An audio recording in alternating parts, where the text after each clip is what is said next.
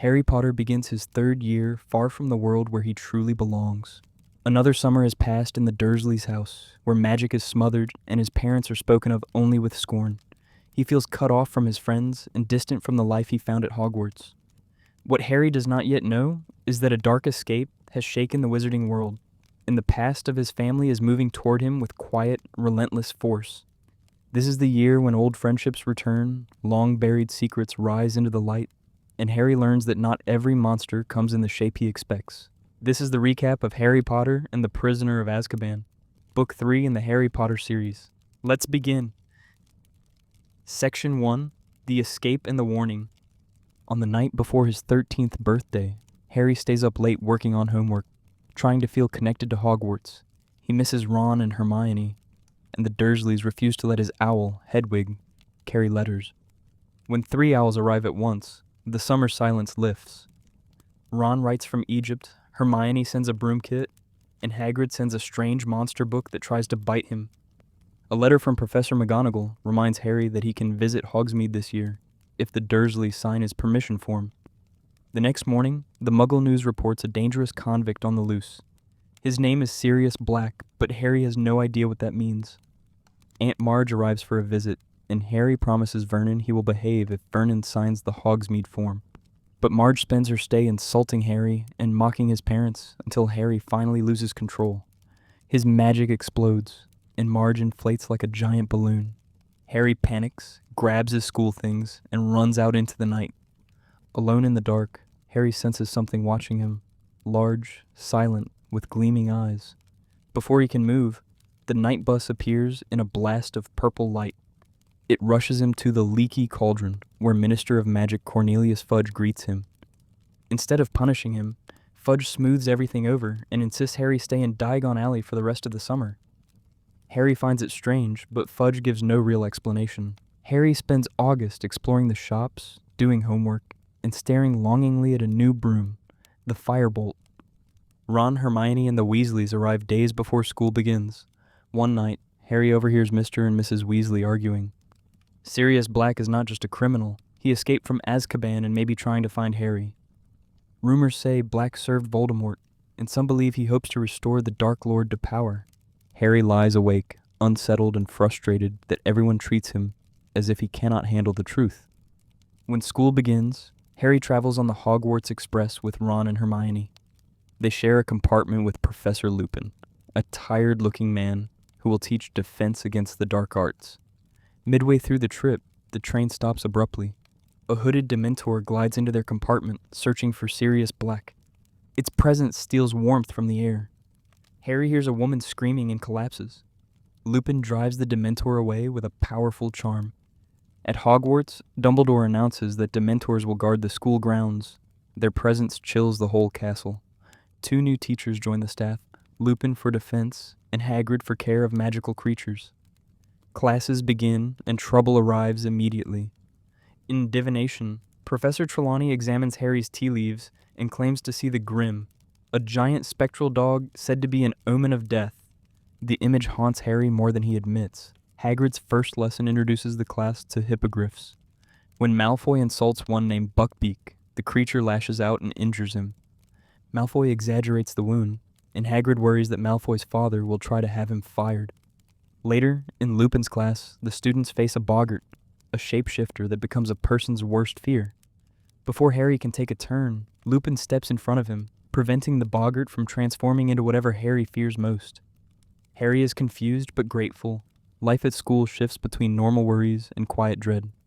Harry longs to visit Hogsmeade, but McGonagall refuses to bend the rules. Dementors linger near the school gates, and the sight of the Grim in his tea leaves continues to trouble him. Quidditch practice begins, and Harry tries to focus on the one place he feels completely alive, in the air on his broom. Everything changes during the first match. In a fierce storm, Harry pushes forward despite the lightning and rain. He sees a huge black dog in the stands, and then Dementors swarm the field. Harry hears his mother's final screams and falls from his broom. He wakes in the hospital wing to learn that the Whomping Willow destroyed his Nimbus 2000. Harry's fear deepens. The Dementors affect him more than anyone else, and he cannot bear hearing his parents' last moments again. Section 2. Maps and revelations. Miserable over his broom and shaken by the dementors, Harry asks Lupin to teach him how to fight them. Lupin agrees and explains the Patronus charm, which creates a guardian made from positive memories. Their early lessons are difficult. Harry hears more of his parents' final night, including his father's voice for the first time. After several attempts, he manages to produce a faint silver shape, and Lupin praises him. As winter arrives, tensions grow. Ron and Hermione fight constantly about Crookshanks and Scabbers. Hermione's schedule is impossibly full, but she avoids explaining how she attends 2 classes at once. Harry receives an anonymous gift on Christmas morning, a firebolt identical to the one he admired in Diagon Alley. He and Ron are thrilled, but Hermione insists it is unsafe. She believes it might have been sent by Black. Against Harry's wishes, she tells McGonagall, who confiscates the broom for inspection. Harry and Ron stop speaking to her. During the next Hogsmeade weekend, Harry expects to be stuck at Hogwarts again. Instead, Fred and George secretly give him the Marauders map. It reveals every person and passage in the castle. One tunnel leads directly to the cellar of Honeydukes in Hogsmeade. Harry uses his invisibility cloak and meets Ron and Hermione. Hermione is angry but agrees to keep his secret. At the 3 broomsticks, the 3 friends hide when Fudge and several teachers enter. From under the table, Harry overhears everything. They say Sirius Black was once James Potter's best friend and Harry's godfather. The Potters chose him as their secret keeper when they hid from Voldemort. But at the last moment, Black persuaded them to switch to Peter Pettigrew instead. It was Pettigrew's name that appeared on the official registry, but the adults believe Black convinced the Potters to change the plan and then betrayed them. They say he murdered Pettigrew in a street full of muggles before being captured. Sirius Black, they insist, is the reason Harry's parents died. Harry feels the world tilt beneath him. Anger and grief flood in. He believes Sirius Black betrayed his parents. He now understands why the man would want to finish what he started. In the weeks that follow, school feels darker. Dementors guard every entrance. Ron wakes one night screaming, certain he saw Sirius standing over him with a knife. Neville's lost list of passwords explains how Black entered the dormitory, but nothing explains why he fled before harming anyone. Buckbeak's case begins moving through the Ministry, and things look bad. Ron and Hermione, despite their arguments, work together to help Hagrid prepare a defense. Malfoy continues to provoke Hermione until she slaps him across the face, shocking everyone. Soon, Hermione stops coming to some classes. She is overwhelmed and exhausted from a schedule that makes no logical sense. After months of delays, McGonagall returns the firebolt to Harry, declaring it safe. Harry feels a rush of joy, and his next Quidditch match shows why. He uses a powerful Patronus to chase away what look like Dementors on the field. They turn out to be Malfoy and his friends in disguise, but Gryffindor wins the match. That night, Ron wakes Harry in terror, convinced that Sirius Black was in the dormitory again.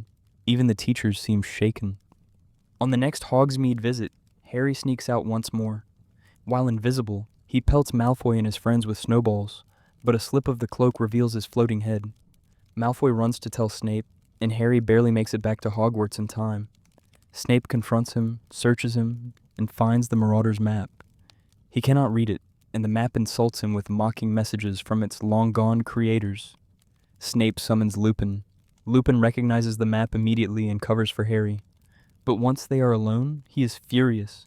He takes the map and warns Harry that using it puts him in danger his parents died trying to protect him from.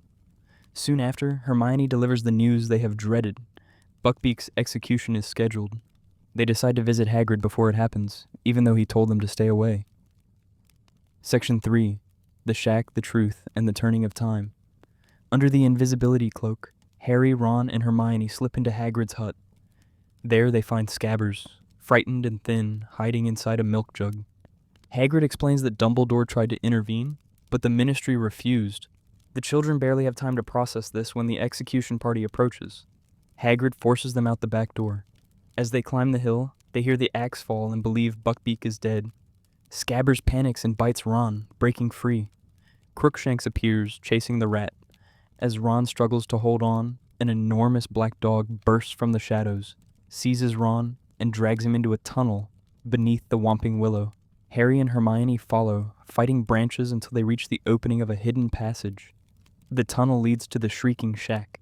Inside, they find Ron injured and terrified. The black dog transforms into a man, Sirius Black. He looks gaunt and wild, but very much alive. Harry is ready to attack him, but before he can, Professor Lupin enters. Lupin and Sirius embrace like old friends. Hermione, terrified, accuses Lupin of helping Black. She also reveals that Lupin is a werewolf. Lupin returns their wands and begins to explain. He tells them that he saw Peter Pettigrew's name on the Marauders map. Pettigrew is alive and hiding in the shack with them. Sirius and Lupin turn on Scabbers, and after a moment of struggle, the rat transforms into a small, trembling man, Peter Pettigrew. Shaking and pleading, Pettigrew denies everything. But Lupin and Sirius reveal the truth. They were friends with James Potter. To protect Lupin during his transformations, they became illegal animagi. James became a stag, Sirius became a dog, Pettigrew became a rat. Together, they created the Marauders map, calling themselves Moony, Wormtail, Padfoot, and Prongs. Years later, when Voldemort hunted the Potters, Sirius suggested switching their secret keeper to Pettigrew, believing no one would suspect him. It was Pettigrew who betrayed them, not Sirius. Pettigrew faked his own death, cut off his finger, and framed Sirius for the murders. Lupin and Sirius prepare to kill Pettigrew, but Harry steps between them. He is shaking with fury but cannot bear to see them become murderers. He insists Pettigrew must be brought back alive to clear Sirius's name. Reluctantly, they agree. They bind Pettigrew and head back toward the castle. But as they emerge from the tunnel, moonlight breaks through the clouds. Lupin, who forgot his potion, begins to transform. In chaos, Pettigrew escapes. Sirius transforms to protect the others from the werewolf and is badly injured. Harry and Hermione chase after him and find him near the lake, barely conscious. Dementors close in. Harry tries to cast a Patronus, but the spell is too weak. He hears his mother's last moments again. Just as the Dementors prepare to deliver the kiss, a blinding silver Patronus charges across the water. Before Harry faints, he sees someone who looks impossibly familiar. Harry wakes in the hospital wing to learn Sirius has been captured. The Ministry refuses to listen. Dumbledore, however, believes Harry and Hermione. He gives Hermione a cryptic instruction. 3 turns should do it. She reveals a time turner, the source of her impossible schedule all year. Together, they travel 3 hours into the past. They rescue Buckbeak before the executioner arrives, then hide and watch the events by the lake unfold. Harry realizes that the person he thought was his father was actually himself. Knowing he has already succeeded gives him the strength he needs. He steps forward and casts a perfect Patronus, a shimmering silver stag. Afterward, he and Hermione fly Buckbeak to the tower where Sirius is imprisoned. They help him mount the hippogriff. Sirius, still weak but grateful, invites Harry to live with him once he's free. For the first time, Harry feels he might have a real home. Sirius and Buckbeak fly away into the night. Harry and Hermione slip back into the hospital wing moments before Dumbledore returns. Snape and Fudge are furious that Sirius has vanished. Lupin resigns his post after Snape reveals he is a werewolf. Before leaving, Lupin gives Harry the Marauder's map and wishes him luck. On the journey home, Harry receives a letter from Sirius. Sirius confirms he sent the firebolt and gives Harry permission to visit Hogsmeade. He also gives Ron a tiny owl as a replacement for Scabbers. When Harry meets the Dursleys at the station, he casually mentions that his godfather is a wanted murderer who likes to check in on him. Uncle Vernon turns pale. As Harry leaves the platform, he carries more than his trunk and owl. He carries the truth about his parents, the knowledge that loyalty can survive even the darkest years, and the hope that someone out there, someone who knew and loved his family, is finally free. Harry returns to the Muggle world with new scars, deeper truths, and a fragile thread of hope.